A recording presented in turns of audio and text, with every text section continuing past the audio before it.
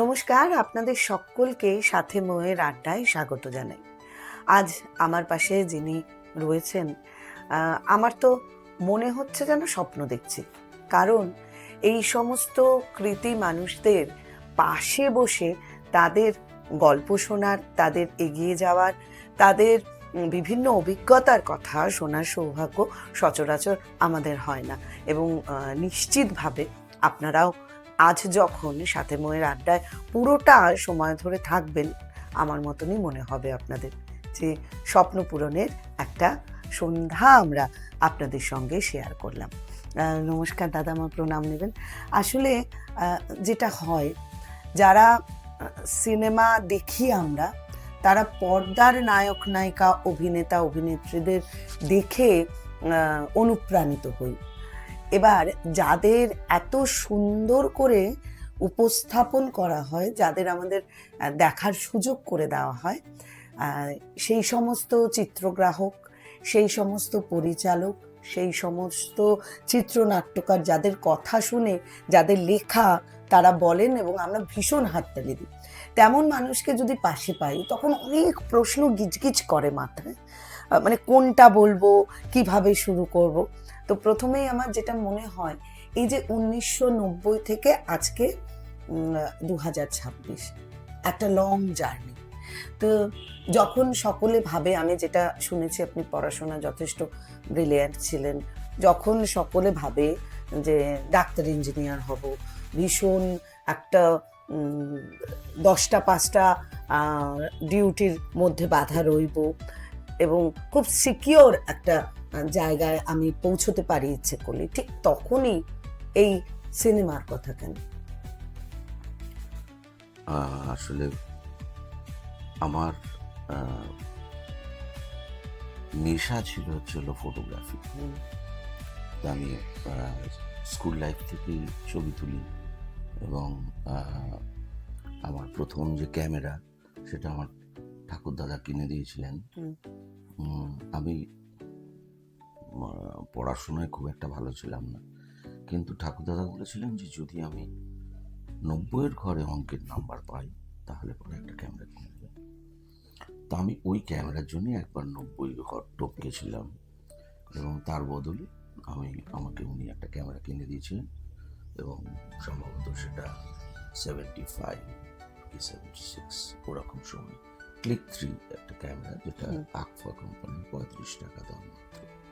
সেই সময় সেটা বিরাট দামি ক্যামেরা, সেটাই আমার জীবনের প্রথম ক্যামেরা। এবং সেই ক্যামেরা দিয়ে যখন আমার ছবি তোলার শুরু হলো, হতে হতে এই ফটোগ্রাফিটাই আমার একটা নেশা, সেটা একদম ছোটবেলা থেকে, স্কুল জীবন থেকে। পরবর্তীকালে আমি দেখলাম যে যদি আমার নেশা আর পেশাটা এক হয়, তার থেকে তো আনন্দের কিছু হয় না। সুতরাং আজীবন আমি যে কাজটা করেছি সেটা আমি নেশার বশবর্তী হয়ে করেছি। আমি পেশাদারিত্বে কতটা উন্নতি করতে পেরেছি আমি জানি না, কিন্তু যেহেতু আমার নেশা, সুতরাং আমি সেটা সিনেমার সম্পূর্ণভাবেই দেওয়ার চেষ্টা করেছি এবং এখনো দিই। আসলে আপনারা সকলেই জানেন এবং চেনেন আমাদের আজকের আড্ডায় যিনি রয়েছেন, প্রেমেন্দ্র বিকাশ চাকি। আসলে তার কথার সঙ্গে আমরা একটু গুছিয়ে যদি আড্ডার জায়গাটা নিয়ে আসি, তাহলে দেখব যে উনি ভালোবেসে যতটা দিয়েছেন, তার ফলেই আমরা কিন্তু ভীষণ ভালো ভালো সমস্ত সিনেমা দেখতে পেয়েছি এবং চোখের সামনে এমন কিছু সিনেমা আমার তো ভীষণ মনে পড়ছে শুভ দৃষ্টি বা পিতৃভূমির কথা। সেখানে এত ঝকঝকে ছবি এবং এত সুন্দরভাবে সেটা আমাদের চোখের সামনে ফুটে উঠেছে যে মনে হচ্ছে যে না, এই মানুষটির ওপর ভরসা করে বাংলা ছবি দাঁড়িয়ে থাকতে পারে বহু বহু দিন। তারপর চিত্রনাট্য লেখা এবং পরিচালনা করা কখন থেকে শুরু করলেন? আসলে আমার দীর্ঘ মানে সিনেমাটোগ্রাফি জীবনে আমার দীর্ঘ সময় ধরে আমি বাংলার সেই সময়কার মানে বিখ্যাত বিখ্যাত লোকদের আমি পেয়েছি, যেটা আমার সৌভাগ্য। আমি পরিচালক হিসেবে আমি দীর্ঘদিন পেয়েছি প্রভাত রায়কে, এবং তাছাড়াও আমি আহ, অন্যান্য অনেক মানে রাজ চক্রবর্তী থেকে শুরু করে রবি কিনাকি, শেখর দাস, হ্যাঁ, সবার সাথেই আমি কাজ করেছি। মানে আহ, রীনাদির সাথেও কাজ করেছি, অঞ্জন দত্তের সাথেও কাজ করেছি, যার ফলে আমি না অনেক রকমের চরিত্রকে পেয়েছি সিনেমায়। এবার যখন আমি নিজে পরিকল্পনা করলাম যে আমি নিজে এবার ডিরেকশন নেব, তখন আমি এই যে এতদিনের অভিজ্ঞতা, আমি যে বিভিন্ন লোকের সাথে কাজ করেছি, সেই অভিজ্ঞতাগুলোকেই আমি কাজে লাগালাম। আমার মনে হলো যে যদি আমি গল্পটা লেখার চেষ্টা করি, দেখি না কি হয়। তো আমি গল্প লিখেছি, গল্প লিখে শুনিয়েছি। তখন অনেকে বলছে হ্যাঁ ঠিক আছে, আমি তাহলে এই গল্পটা থেকে একটু চিত্রনাট্যে যেতে যাই কি।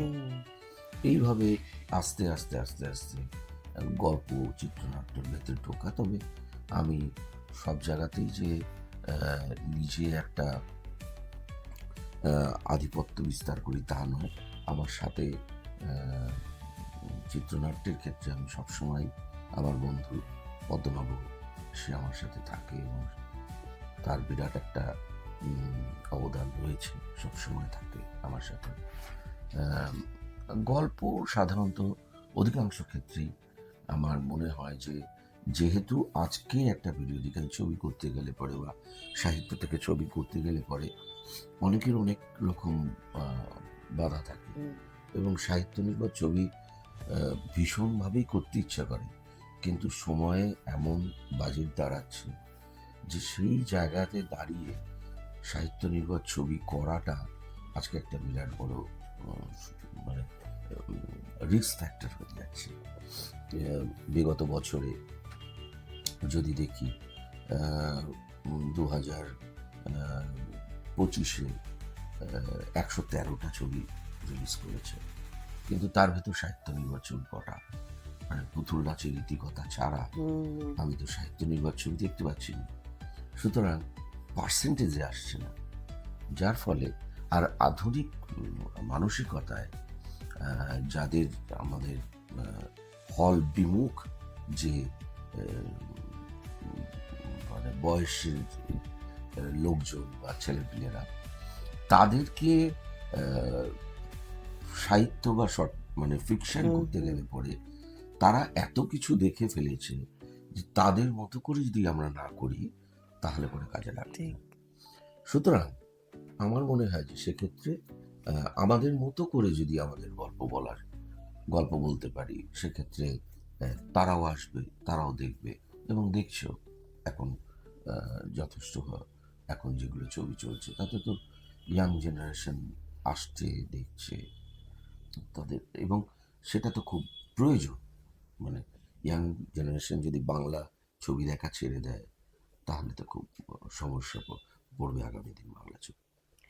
এই জন্যই কি আলাপের মতন গল্পটি, যেটি ভীষণ রকম আধুনিক, আমরা হয়তো আহ, ওই ছবিটা দেখবার পর আমাদের মনে হয়েছে যেন আমাদের এই বাংলার যে সমাজ তার থেকে যেন আরেকটু এগিয়ে, যেটা আমরা তখনো ভাবতে পারিনি। না, আলাপের বিষয়বস্তুটা হলো যে আলাপ যখন আমি গল্পটা লিখি, আহ, আমি প্রথম গল্পটা লিখেছিলাম তখন আমি আউটডোর শুটিং ছিলাম। আচ্ছা।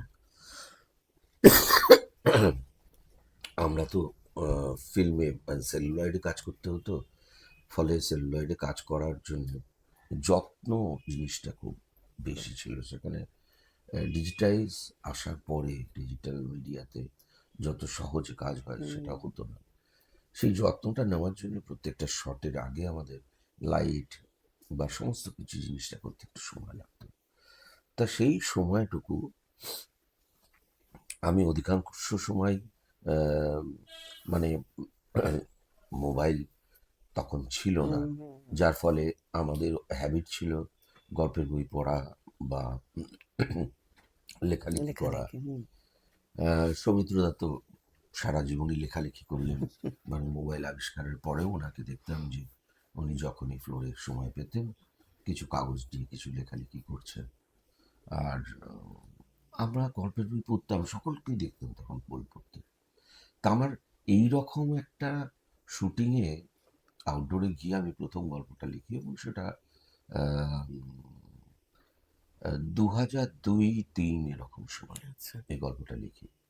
কিন্তু তখন গল্পটার আহ, বিষয়টা একই থাকলেও চরিত্রগুলো একটু অন্যরকম ছিল।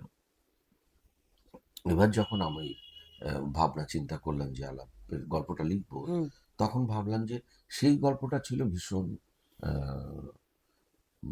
বাঙালি সেন্ট্রিক, মানে হুম বাঙালি হলে পরে সে গল্পটা বুঝতে পারবে। কিন্তু আলাপ আমার মনে হচ্ছে যে এই সমস্যাটা সারা পৃথিবীতে এখন জেনজির মধ্যে সমস্যা, যে তারা তাদের অ্যাকোমোডেশন, একেবারে ঠিক তাদের ঠিক টাইম অ্যান্ড ঠিক স্পেস, তারা কিভাবে ইয়ে হচ্ছে, এবং তারা যেভাবে আজকে রিলেশনশিপগুলো দেখছে।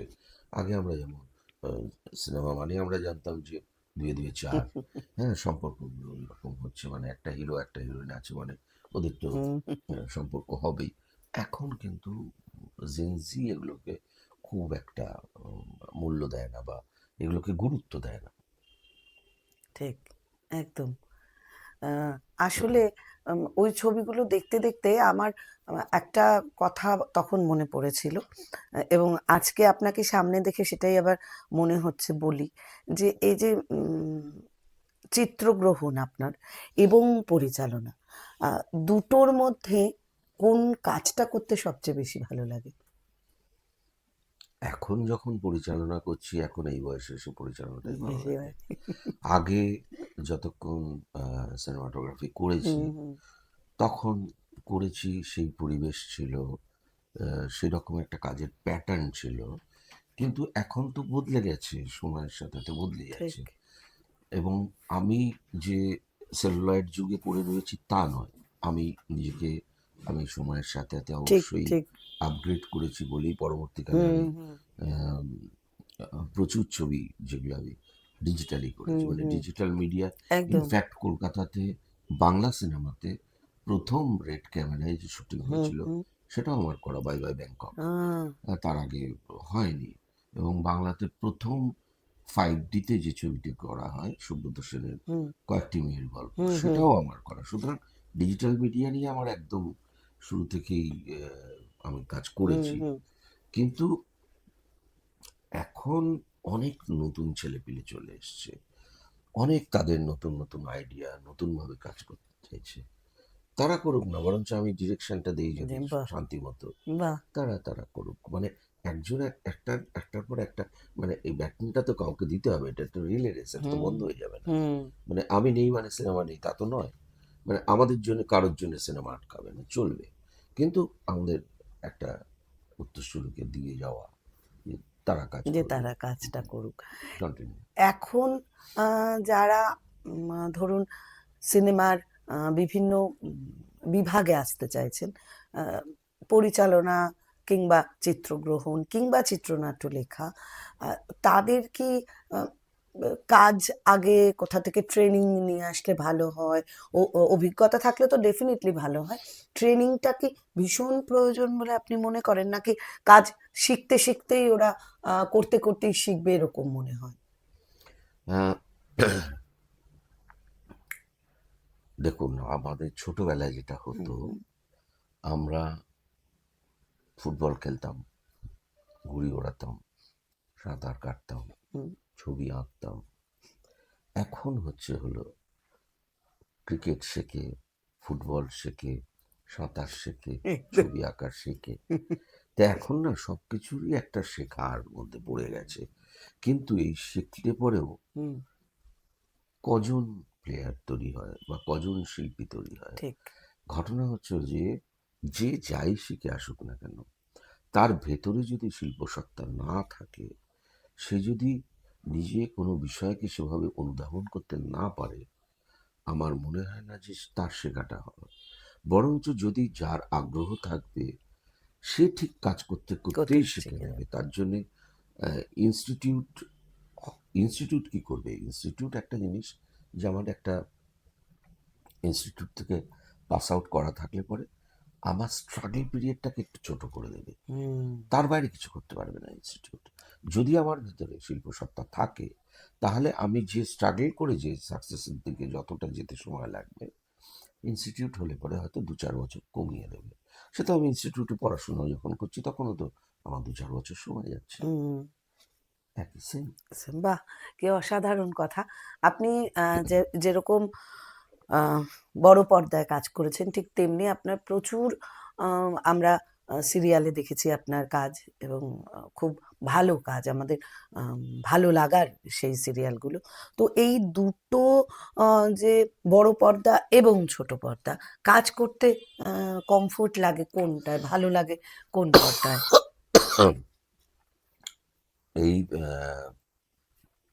এই ক্ষেত্রে বলি যে আমি যে বড় পর্দায় কাজগুলো হুম, করেছি সেগুলো এখনো আছে। হুম, কিন্তু ছোট পর্দায় এত এক্সপেরিমেন্টাল কাজ করেছিলাম সে হুম, সময়। বিশেষত আমাদের ইটিভিতে টেলিফিল্ম হতো, যার অধিকাংশ টেলিফিল্ম সে সময় হুম, আমার করা প্রচুর টেলিফিল্ম আমি করেছি।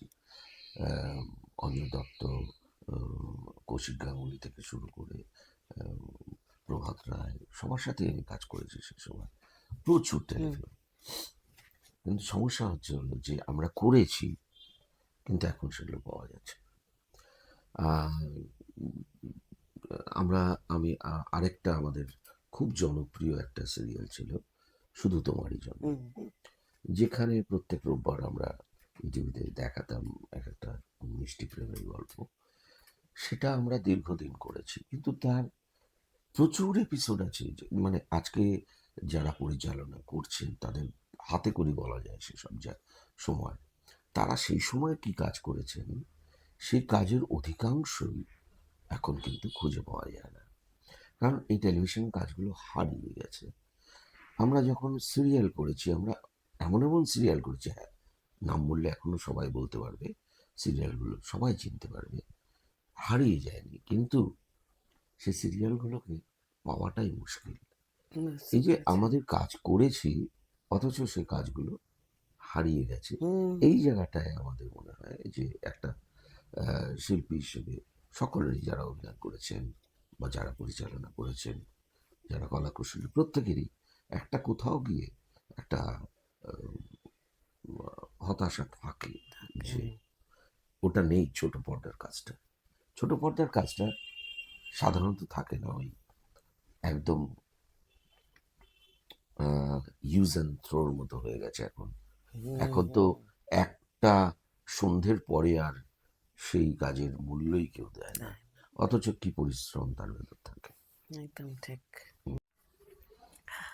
আ আমার একটা কথা বারেই মনে হচ্ছে আপনার সঙ্গে কথা বলতে, বলতে যে এই যে এত লেখা আপনার চিত্রনাট্য, গল্প আ সেগুলো আমরা ছবিতে দেখছি বা চিত্রনাট্য আকারে আপনার কাছে রয়েছে।